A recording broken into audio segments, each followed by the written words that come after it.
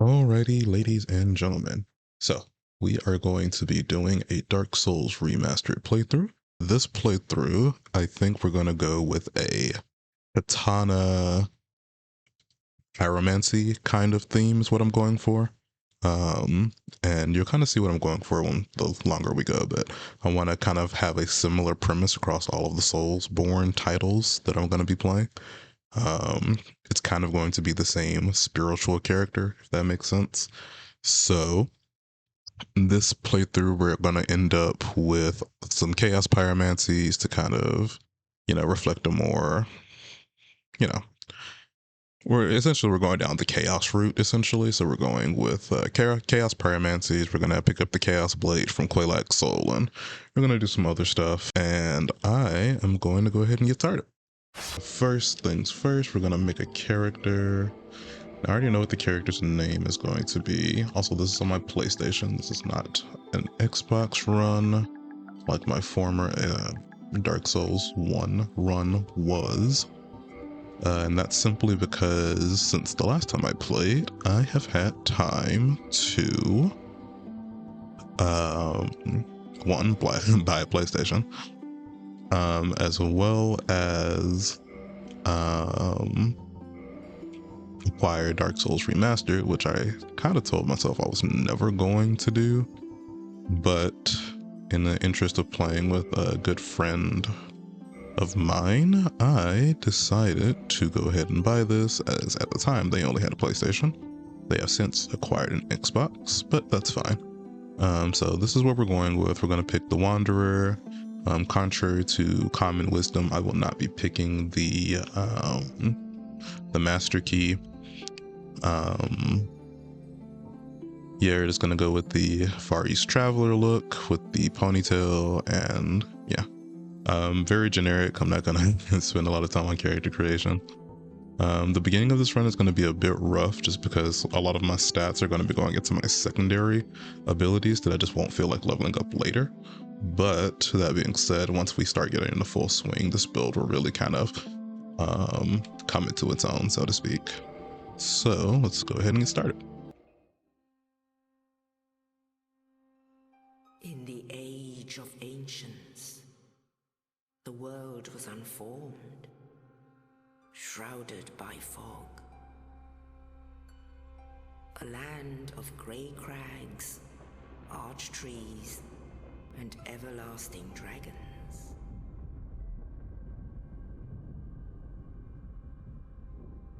But then there was fire, and with fire came disparity. Heat and cold, life and death, and of course, light and dark.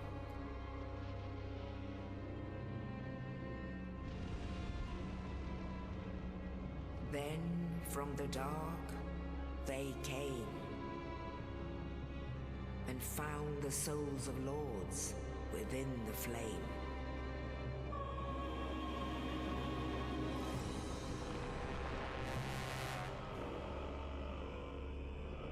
Nito, the first of the dead.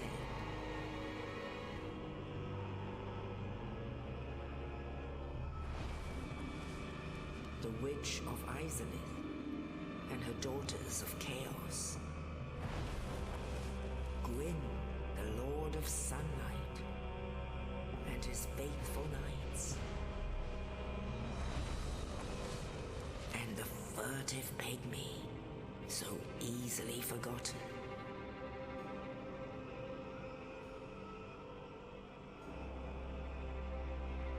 With the strength of lords, they challenged the dragons.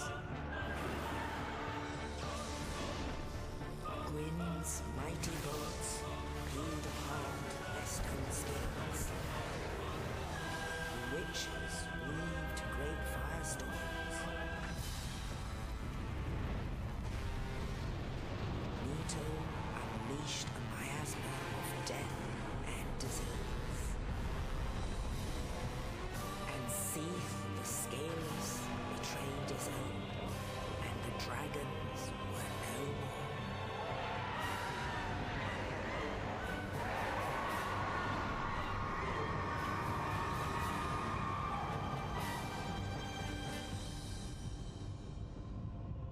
Thus began the Age of Fire.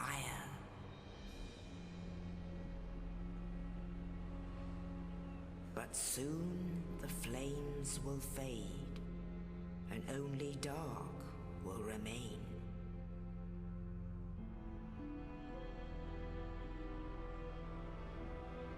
Even now, there are only embers, and man sees not light, but only endless nights.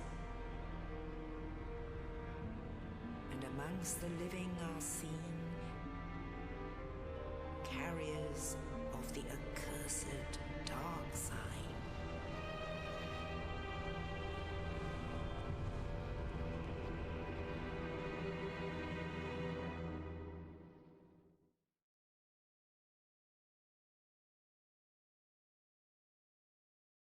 All right, just a little bit more, and then we can get started.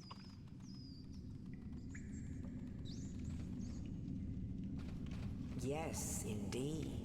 Yes, indeed. The dark sign brands the undead.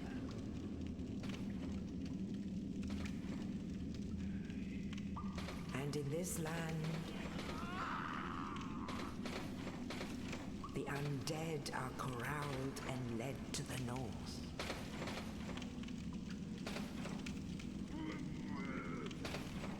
Where they are locked away to await the end of the world.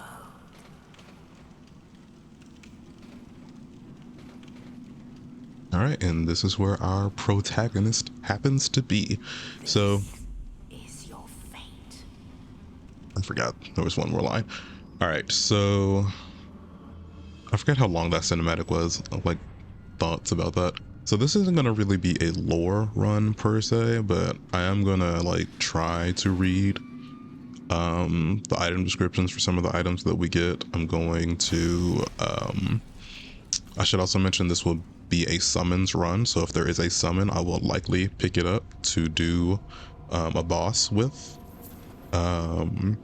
This will be an offline run, so I won't be getting invaded by players. If I do happen to know that there is an NPC invasion in an area, I will make sure that I am alive to do it before I kill the area boss. I don't know if I have any other disclaimers to really go with. I think I will try to leave the item description reading until the end of these recordings, just because I don't want to interrupt the natural flow of gameplay to read them. I'll just have to remember which items I got during any particular recording session, and that will be somewhat difficult the further along we get, but it's fine. As well, I'm going to have to curtail my natural instinct to skip through dialogue just so you guys can see it. Also, I may end up turning up the brightness, 'cause I don't know how dark this will be for you guys. Like, I know it's called Darksouls, but you actually want to see the gameplay. So these are all tutorial messages. Only downside to playing offline is that I won't get to see the hilarious player messages.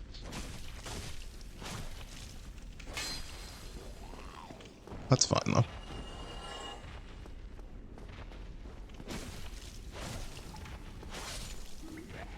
One thing that I do want to do that I don't know if there's a way for me to do is show you guys an interface with, like, kind of showing you what buttons I'm pressing and when. So you can either see my epic fails or epic successes. But I'll figure that out maybe one day. I know there was a way to do it at one point in time, but it required me to actually be playing the game on my laptop.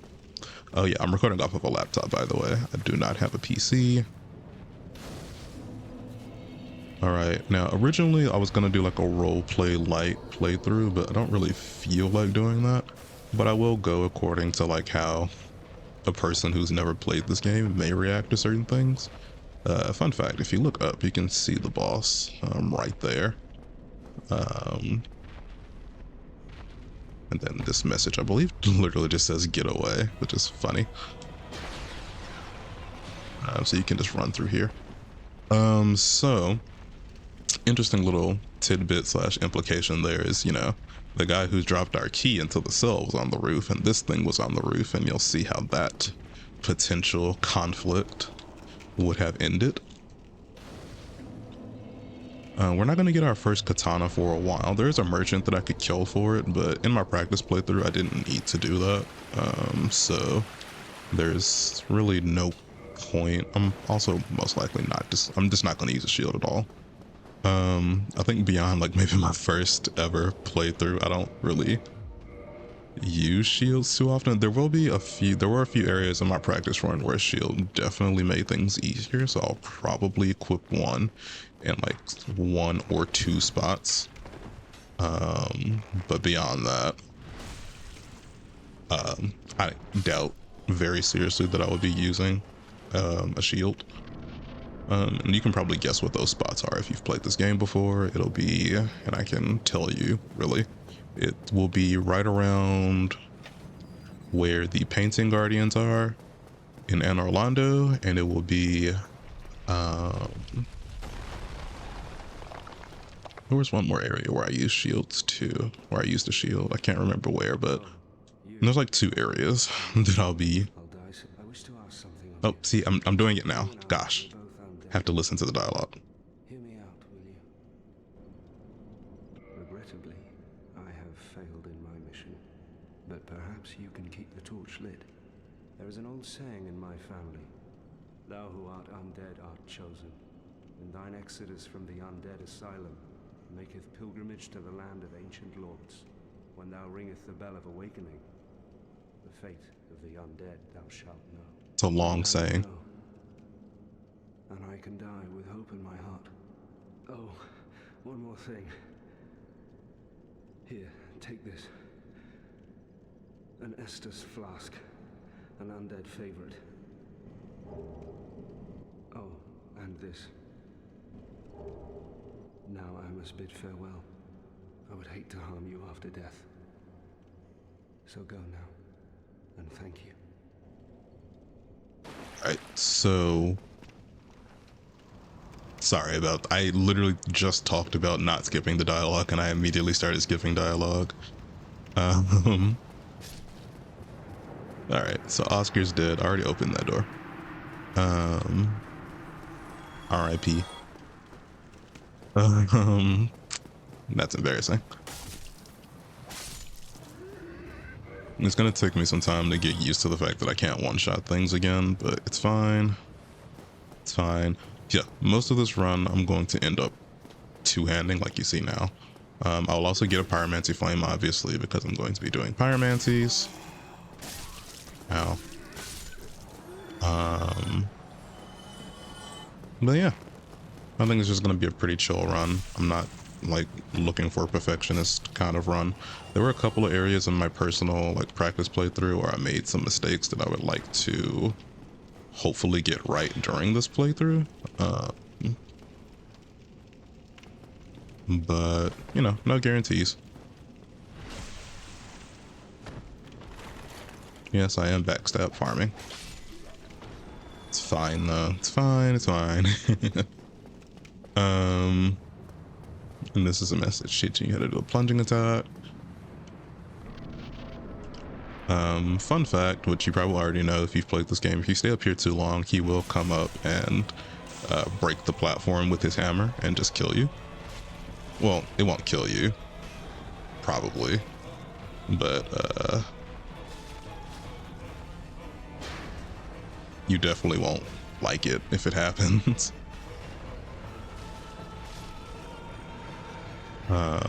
All right, so that's the Asylum demon down.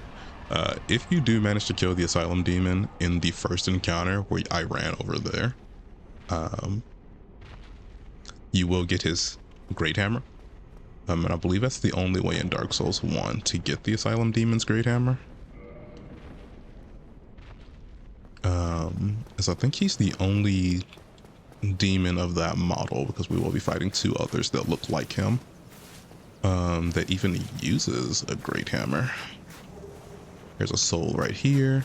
I will be using soul items at certain points. I had originally spec'd this build to go to a soul level 120, but in my testing, between the amount of souls that it takes to fully level up a Pyromancy Flame and how much it takes to level up once you start getting past like level 70-ish, I only managed to get to like soul level 90. So that's probably where we'll be ending it in this playthrough as well. Only in the ancient legends it is stated that one day an undead shall be chosen.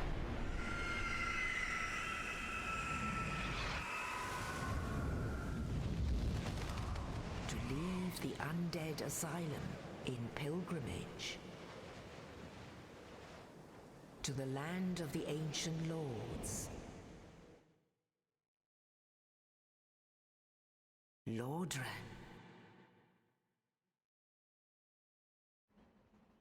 Now I will be showing you how to get items as I know how to get them. So pretty much every item that I know how to get to, I will probably show you how to get to it. However, it won't be like super comprehensive because I don't know everything about this game. What I will do is I'm thinking about trying to get these episodes to being about one area length. So if I were abiding by that this episode, it would obviously be, I would end it right now because the Undead Asylum is an area, but I'm thinking I'll probably continue this up until we get to the Taurus demon. Or if not the Capra demon, it depends on how far I get. I'm already like quite a few minutes into this recording. So who's to say? Well, yeah. I doubt we're getting to gargoyles today. We'll see. Well, actually, I suppose gargoyles is before Capra. Yeah, we'll see. Well, what do we have here? You must be a new arrival. Let me guess. Fate of the undead, right? Well, you're not the first. But there's no salvation here. You'd have done better to rot in the Undead Asylum. But too late now. Well, since you're here, let me help you out. There are actually two bells of awakening. One's up above in the Undead Church. The other is far, far below, in the ruins at the base of Blight Town. Ring them both, and something happens. Brilliant, right? Not much to go on, but I have a feeling that won't stop you. So, off you go. It is why you came, isn't it? To this accursed land of the undead?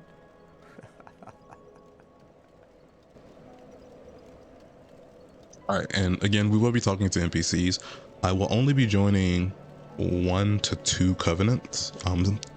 I know one definitely, and potentially another like towards the end game if I just feel like it. It really only requires a button press, but we'll see. We're gonna keep talking to him. He has a little bit more dialogue to give us, I believe. Ah, your face. You're practically hollow. But who knows? Going hollow could solve quite a bit.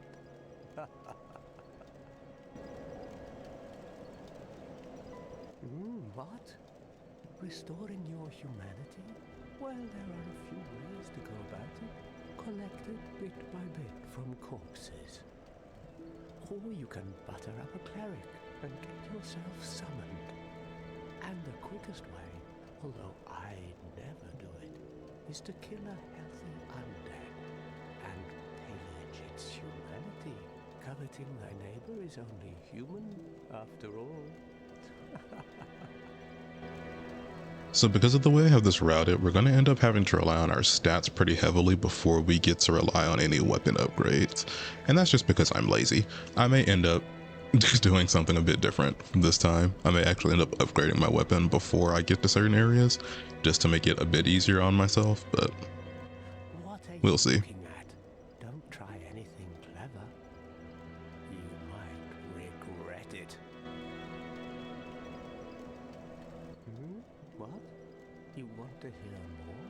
Oh, that's all we need. Another inquisitive soul.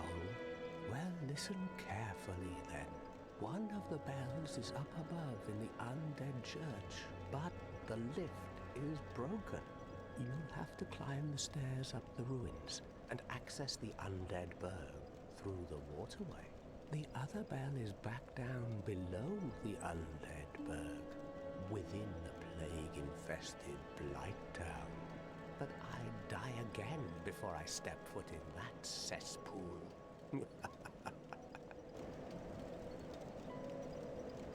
Bloody hell, what is it now? You ask too many questions. Alright, I believe that's the end of his his dialogue tree. So down here we have our firekeeper. She can't speak.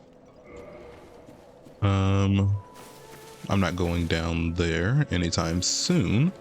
So let's continue. So I will go ahead and just clean up most of Firelink really quick. Show you where some items are, maybe some items you've never bothered to pick up, so you know where they are and what they are.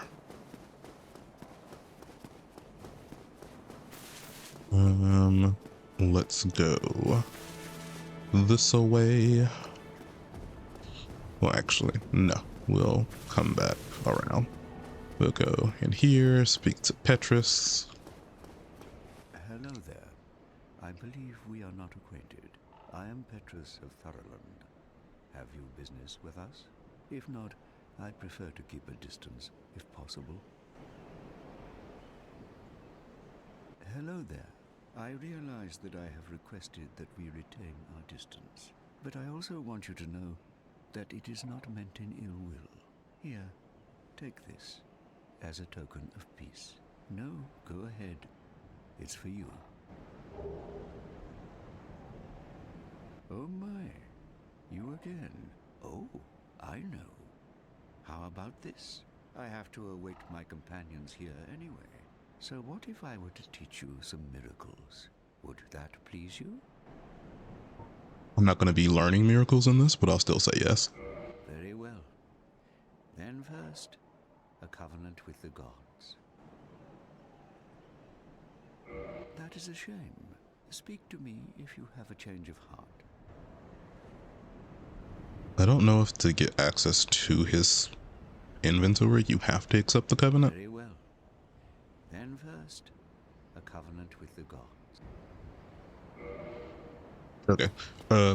A bit later, he'll sell you miracles regardless of if you're in a covenant, I believe. So just gonna leave that where it is. Again, I'm still slightly character driven. This character, I don't think would be interested in joining that covenant.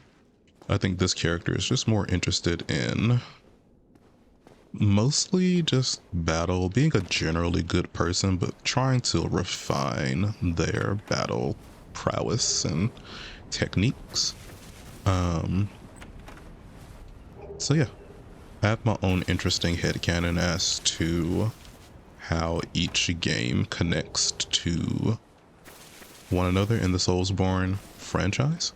That does include Elden Ring, Bloodborne, and Demon's Souls. Obviously 1, 2, and 3 are, you know, directly in line with one another. We'll come back to get that item later. I don't feel like dealing with skeletons. However, for Bloodborne, I've always had this innate, or this, you know, this, oh darn, I missed it. I'll come back around. Or I'll just die. I've always had this headcanon that Bloodborne is connected when you get snatched in this game's DLC. I do want that back. 2,000 souls is pretty significant at this point in the game. I've never had that happen to me before. I believe Demon Souls is the spiritual successor to this game, but if you want to make it more than simply a spiritual connection, I think the quote-unquote bad ending for Demon Souls, where the world is shrouded in fog, can lead directly into the Age of Ancients that was referenced in this game's opening cinematic.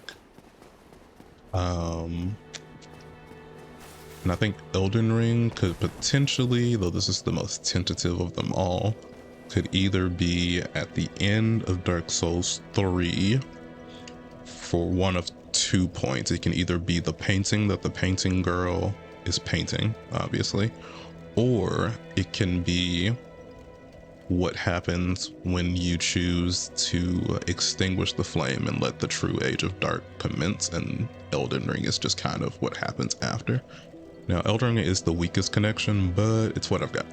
So, alright, we got 3 levels right now, so I am going to do a couple of things that are going to seem odd, because none of it will really increase my character strength, but I'm going to go ahead and get my strength and attunement up to 16, just so I don't have to worry about them later. After that, we'll be mostly increasing endurance, vitality, and dexterity. So let's go ahead and go to the Undead Burg, as I do want to at least get that done today in this recording. I know some content creators probably do more, I would have wanted that item. I will probably do more than 1 recording per day, but I likely will not be doing that. So the next time I record will probably be on a completely separate day than today. I just got some free editing software that I looked up that looked promising, so I'm going to at least try to edit this down. So I can't say when the next time I'll play is, but it'll probably be after I give it a go at editing this particular video, as I've never used editing software before, so I'm sure it'll be fun.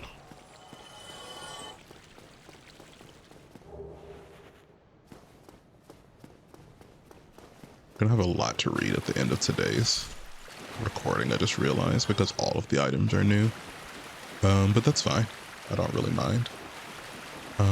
So that gate there is locked, so obviously we got to head here. And I know some people like, and I have the benefit of having played this game before, obviously, but you know, some people complain that Dark Souls doesn't really tell you where to go, but the Crestfallen Warrior literally just told you most of what you need to know to at least begin the adventure, which is, you know, the lift to the church. Well, the bells are in the church, and in Blighttown, the lift to the church is broken, so go up the stairs to go through the water duct to get to the church to, you know, ring the bell.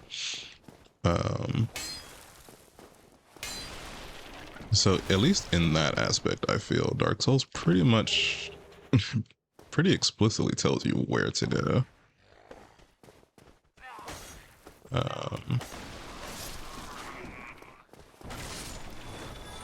Okay, awesome. If I'm two-handing, I can one-shot those guys.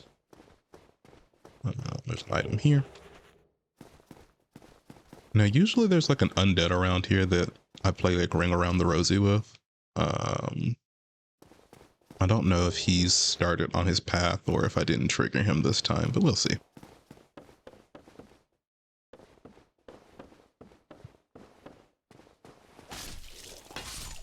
We can knock some of these guys off the ledge.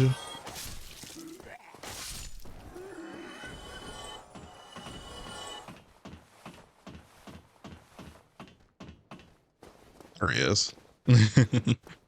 I don't know where he comes from. Maybe someone can tell me in the comments if you know, assuming I get any comments. But yeah, I have no idea where this guy comes from. All I know is that we always chase each other around. Usually he's not even waiting here for me. He like drops all the way down here, then he walks the circuit again, and we just kind of circle one another until I eventually find and kill him just like that.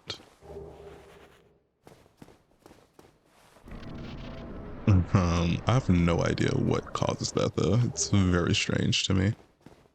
But yeah, I don't know. I kind of like the idea of like a wandering swordsman type character who just kind of wanders from age to age trying to perfect his bladesmanship, his swordsmanship.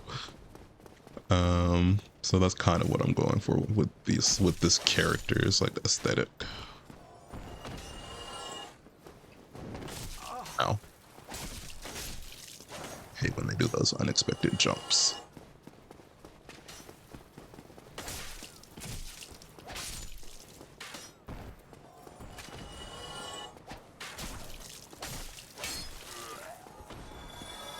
All right, I won't be doing too much soul farming, as again, I keep referencing this practice playthrough that you guys will never see. But I didn't really find myself needing to farm for souls. I had more than enough souls to accomplish the things I wanted to accomplish. Except for getting to 30 more levels, which is, even if I had farmed souls, I wasn't going to waste all that time. That was simply not feasible. The point of a practice run is not to, you know, be perfect. Or at least in my mind, I'm not trying to be perfect. I'm just trying to get a general idea of what I want to do in the actual playthrough. Originally, I was going to do a mage style playthrough, but not only is magic, like in Dark Souls, especially Dark Souls 1, really overpowered, but it's just not really an engaging form of combat, despite how powerful it is. I think it's funny, mind you, just how nonchalant I can be in a mage playthrough for the most part. The only real issue being my lack of health. But there is also a real appeal in my mind to just having a butt ton of health and being able to power through things. In my practice playthrough, I kind of forgot just how fun it was to be able to take more than like 2 hits. Another thing is, if an enemy has like a Black Knight or something like super powerful in it that I can't handle at the moment, I won't be killing it because I'm not gonna potentially waste souls and waste you guys' time watching me do that. But worry not, we will be coming back to enemies like that to finish them off. So I'm not gonna just leave them permanently. It's just a not right now kind of thing.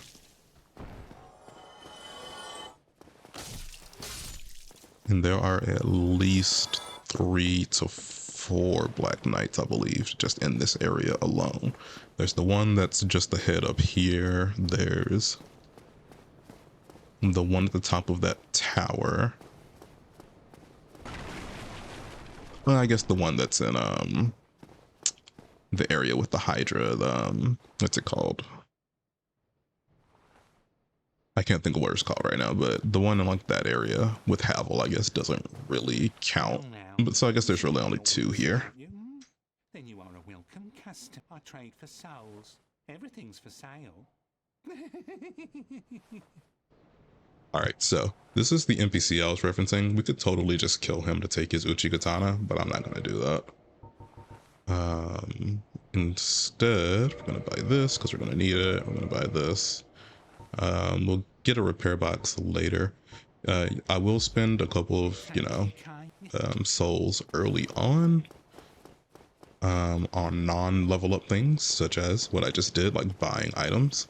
But once I get like the beginner items, I'll mostly be focusing on leveling up until I get my Pyromancy Flame.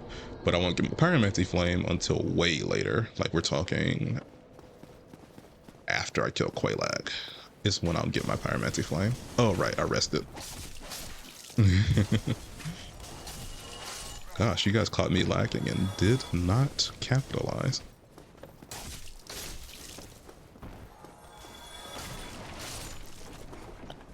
Let's continue. So, okay, we're making decent time, I would say. So I'm gonna go ahead and try to dispose of these guys before the other one shows up. Yep, perfect. These ones with the shield are a bit harder to deal with if I have to deal with them as a part of a group.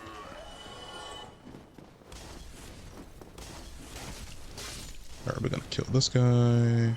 Around here, kill this one. I think there are black fire bombs in here for later. One thing about me as a player of video games that you'll notice is I don't make appropriate use of consumables. I won't lie. I'm that player that's referenced in all those memes about hoarding items because I think I might need them later, only to never use them.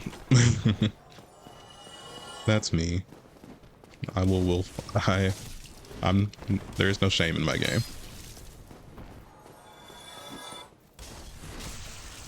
All right, this little kick flip thing is the curved sword's equivalent to like the kick, the actual kick animation that characters can get.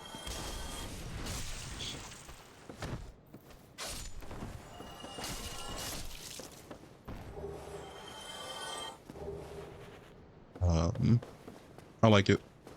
It can do damage alongside. And this is why we got the resonance key. So you do have to get the resonance key if you want the, if you don't get the master key.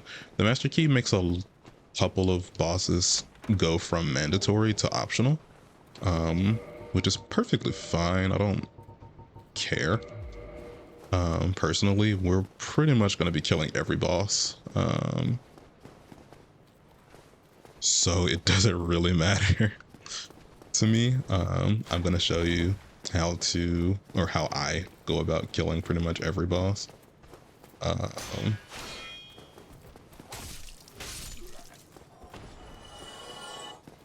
In this fashion.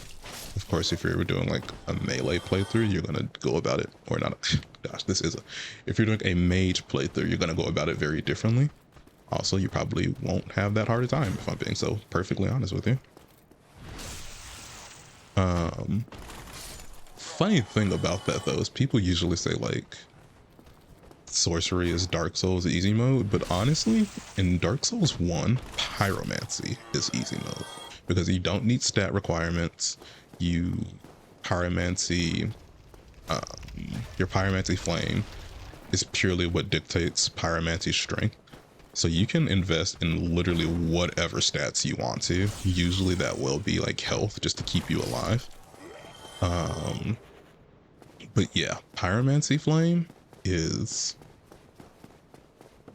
or just pyromancy in general in Dark Souls 1, it's kind of busted. Less so in Dark Souls 2, just because some of the stronger pyromancies are gate kept behind like covenants and stuff like that. And to be fair, the pyromancies in Dark Souls 2, to my knowledge, still don't require any stat investment, and it's mostly governed by your, well, they don't require a stat investment to use, but their strength is now not only governed by your pyromancy flame, but your faith and intelligence as well, if I'm not mistaken. It's a split casting system similar to hexes in Dark Souls 2. Now, I know the Chaos Blade makes a reappearance in Dark Souls 2, but it's unlikely that I will be using it, at least not for the entire playthrough.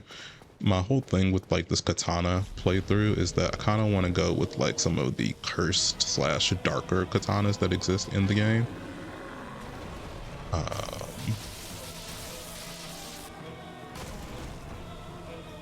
If that makes sense. So while I will end up using the Chaos Blade in Dark Souls 2, most likely, it won't be the only katana that I use. It just happens to be the only one that really fits that description in Dark Souls 1. Which is why I'll be using it.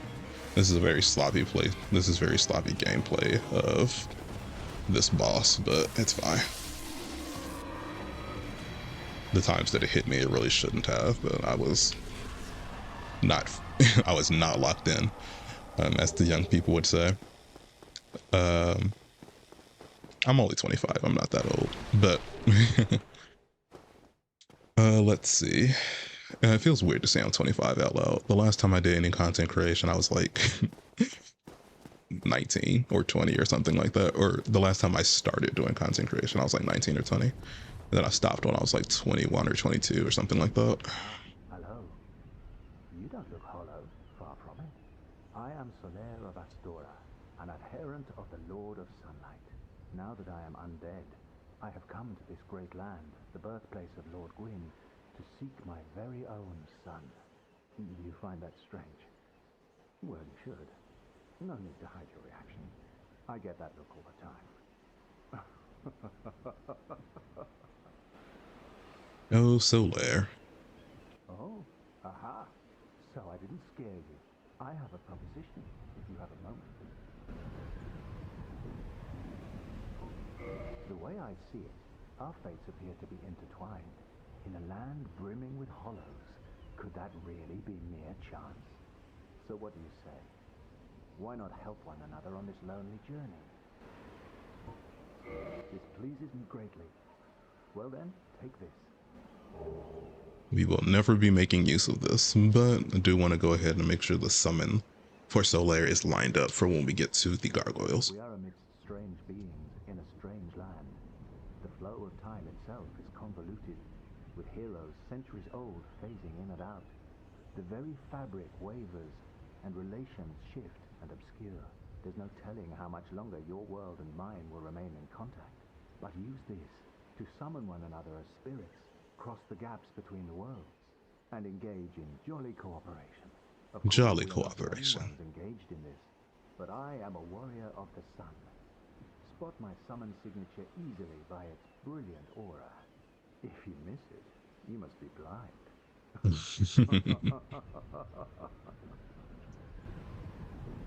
We love Solaire around here. Oh, hello there. I will stay behind to gaze at the sun. The sun is a wondrous body, like a magnificent father. If only I could be so grossly incandescent. Alright. Let's continue. Alright, so you see that little 1 up there by our health for people who've never played Dark Souls 1 and maybe only the other Dark Soulses? That is our humanity count. That is soft humanity. It's essentially what you can get randomly from... Just barely made it. It's what you can get randomly from killing undead. Usually I don't notice when I get it. But you can use that to reverse your hollowing as well as kindle bonfires. I will be hoarding my humanity pretty heavily, as I'll be needing it for one of the covenants that I'll be joining. Alright, awesome. We get 6 levels from that.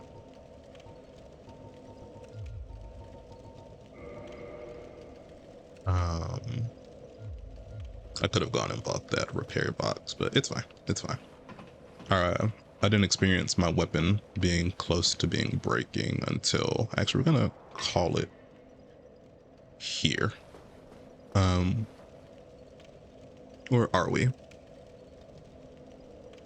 Yeah, because I'm going to give my time to read the item description, so we're going to call it here. I didn't really experience my item, like, breaking, or my sword in particular breaking, until right around after I had dealt with Capra, so we're good for a while yet. Now, that being said, let's just browse some items. So first, we have the Estus Flask. So, the Undead Treasure, these dull green flasks, fill with Estus at bonfire, fills HP. The Estus Flasks are linked to the Firekeepers. The Dark Tales also make reference. An emerald flask from the Keeper's soul. She lives to protect the flame and dies to protect it further. We have the White Sign Soapstone. In Lordran, the flow of time is distorted, and the White Sign Soapstone allows undead to assist one another. Then we have the Cracked Red Eye Orbs. The Cracked Red Eye Orb allows players to temporarily imitate this ability, normally limited to the dark rates of Koth, which is interesting. It's one of the few, if only, I think, item descriptions that directly references Koth. Not that you know who that is at this point in the game, but interesting that his existence is even acknowledged in an item description, whereas so few players would probably ever meet him in game. Let's see. There's the Black Separation Crystal. Okay, so we have the Firebomb. So, bisque urn filled with black powder explodes, inflicting fire damage. Relatively powerful ranged weapon, especially in situations calling for fire damage. A very precious item at low levels. Many warriors use these to augment their strategic repertoire. Interesting that item descriptions reference levels. I wonder if that's a further trend in the other Dark Souls. I'll need to pay attention to the item descriptions when we get there. Um, Pretty much the same description with the black fire bombs, except for the last line. Black fire bombs are especially destructive, which hints at the fact that the black fire bombs are stronger than regular fire bombs. You've got throwing knives. So throwing knives have limited range and accuracy compared to arrows, but offer a quick and easy ranged attack. Undead who lack other means of ranged attacks will do well to stock a few of these. We will be equipping these, won't be using them very much though. Rare pine resin, which emits golden sparks, applies lightning to right-hand weapon. Affected weapon inflicts rare lightning damage, making it effective against targets which are resilient to both magic and fire. Very effective against dragon family foes.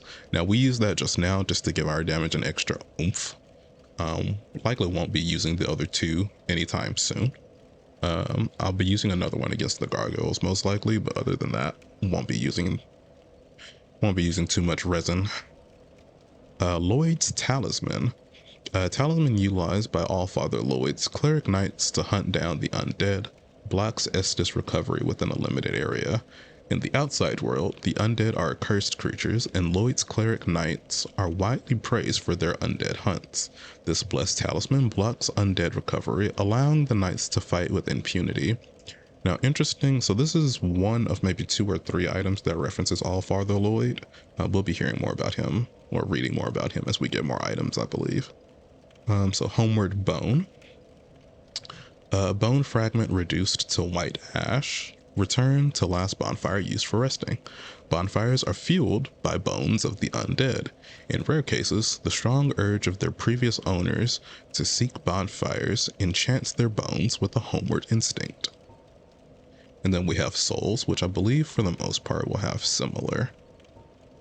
We'll have similar descriptions, with the exception of maybe that top bit.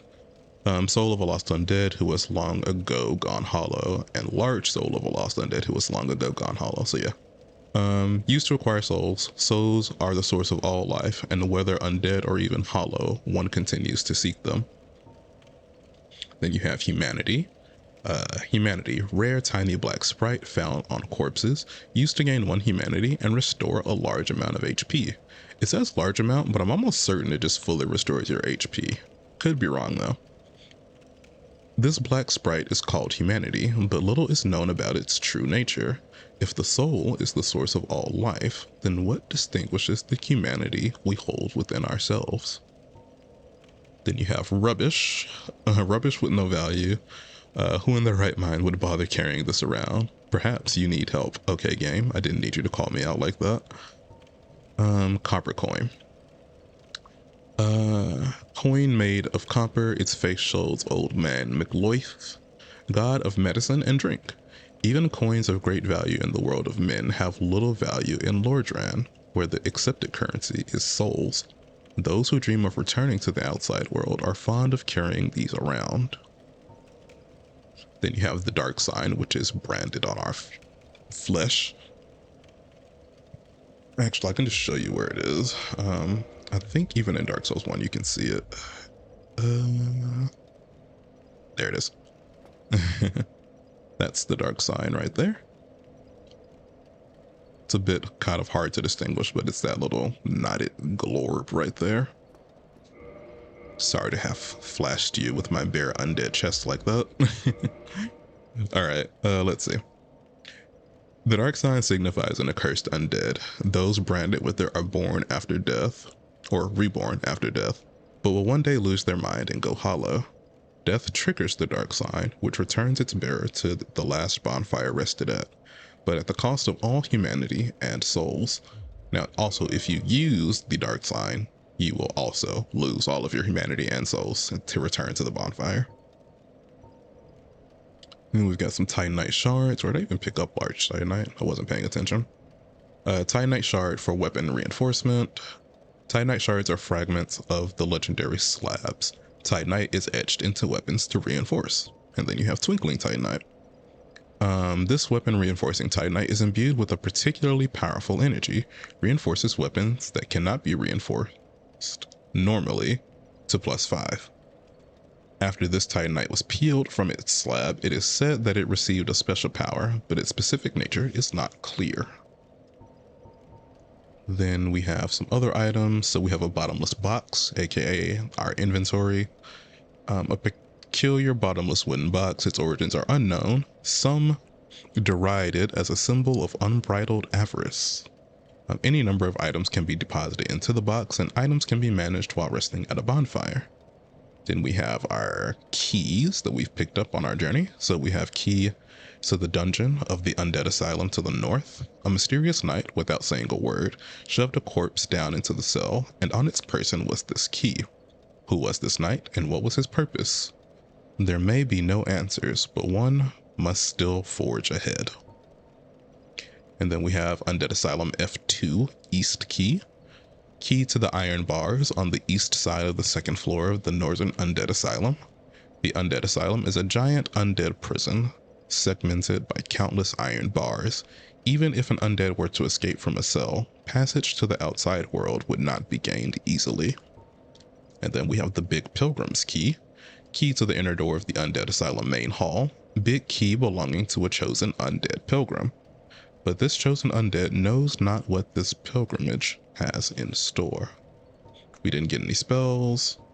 We got a couple of weapons. Don't know if I'll be reading them all. Let's see. Broken straight sword. This is what we had to start, if I'm not mistaken, or maybe it was the straight sword hilt. Let's see. Half of the blade of this straight sword is broken off. Only the completely hollowed would even consider using this as a weapon. The hilt of this long sword was found discarded in the Undead Asylum, so this is what we started with. Only slightly better than one's bare hands, and not recommended for extensive use. Be certain to find a replacement quickly. We have our scimitar, which is a small curved sword, each hit inflicting little damage, but fluid chain attacks are deadly. The scimitar's sharp slashing attacks are effective against cloth and flesh, but not against metal armor or tough scales. Then we have the Morning Star, a hammer with a sharp spike on its pommel, one of the more barbaric cleric weapons. Uniquely, this hammer inflicts thrust damage and causes bleeding. We got a crossbow, which is a light crossbow specifically. Standard crossbow issued to soldiers. While bows require both hands, a crossbow is held in one, but arming each bolt takes time. Then we have a talisman, a medium for casting miracles of the gods. Standard talisman issued to common believers. And we have our leather shield, which we will never make use of, but here it is. Round leather covered shield, a standard widely used shield. Small shields are always less stable, but landing critical hits after parrying is easier. And then we have the wooden shield, which is a vertical elongated wooden shield decorated with a white dragon. I wonder if that's in reference to Seath. Anywho, wooden shields are lighter than metal shields, but with lower physical damage reduction and reduced shield stability. We've got a hood. So hood of an aimless traveler, made from sturdy leather. It offers protection versus wind and rain. Battle comes with the territory when one wanders the land, and this coat provides a certain degree of protection. And yeah, pretty standard item descriptions. Let's see, hollow warrior armor. Armor worn by hollow warriors. It is made of thick leather that is tattered with age. Let's see, helm worn by hollow soldiers. It may be old and battered, but its iron construction makes it quite sturdy.